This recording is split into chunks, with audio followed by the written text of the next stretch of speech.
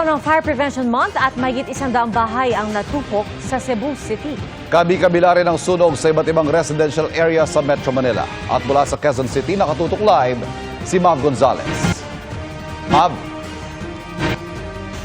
Ivan, Pia, halos frame na lang ngayong natira sa bahay na ito na nasunog dito sa Barangay Marilag, Quezon City. Isa lang ito sa 4 na sunog sa buong Metro Manila ngayong araw at meron ding isa pang sunog na naitala naman sa Cebu. Ang monitor na ito ang kaisa-isang naisalba ni Sheena nang masunog ang tinutuluyang bahay sa A. Luna Street sa Barangay Marilag, Quezon City. Mag-isa siya sa bahay nitong tanghali nang may maamoy raw na kakaiba galing sa kwarto ng amo niya. Hindi ko po pinansin nung una. Tapos po, nung makita ko may mga usok na, sinubukan ko pa pong magbuhos ng tubig pero hindi na po talaga makaya.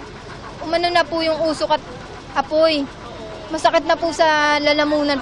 Kinatok na raw niya agad ang mga kapitbahay para lumikas. Pero dahil tabi-tabi at gawa sa light materials ang mga bahay, mabilis kumalat ang apoy at itinaas sa ikalawang alarma.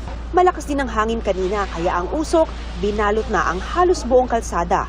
Kaya kahit yung mga hindi pa naman inabot ng apoy ang bahay, kusa na ring lumikas. May sunog na pala doon sa likod ng bahay namin. Kinuha ko lang yung mga importanteng gamit ko, mga cash. Kinato ko sila, walang tao talaga. So, minake sure ko naman na wala talagang tao sa loob bago ako lumabas. Nasa eskinita ang sunog, kaya naglatag ng hose ang mga bombero. 12:40 p.m. idineklara ng fire out. Residential compound din ang nasunog pasado alas 11 ng umaga naman sa Sampaloc Street, Barangay Pasong Tamo, Quezon City. Umabot lang ito sa unang alarma at naapula agad matapos ang kalahating oras.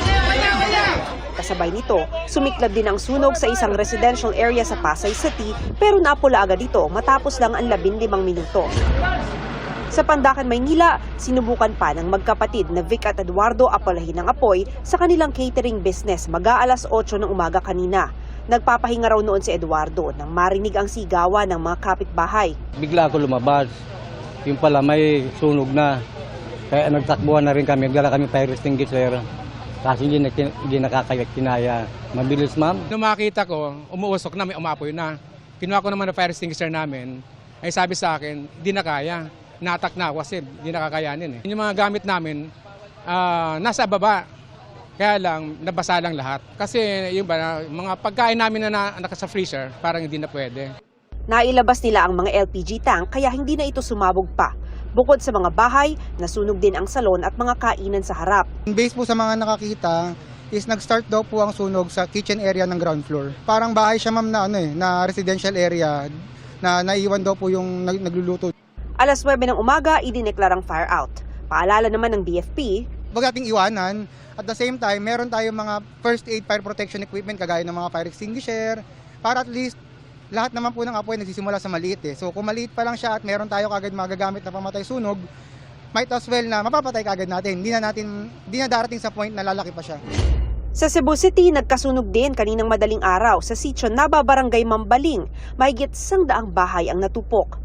Ayon sa City Social Welfare Services, umabot sa halos 200 pamilya o halos 1,000 individual ang naapektuhan. Umabot sa ika-4 na alarma ang sunog na naapula matapos ang 2 oras. Inaalam pa ng BFP ang pinagmulan ng sunog na nag-iwan ng 1.5 million pesos na danyos.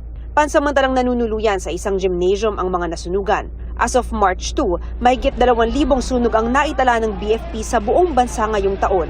Mas mababa ng halos kalahati sa mga naitala sa parehong panahon noong 2024. Ivan, sa kabutihang palad naman ay walang nasawi o nasaktan sa mga sunog na yan sa Cebu at dito sa Metro Manila. Yan ang latest. Balik sa Ivan.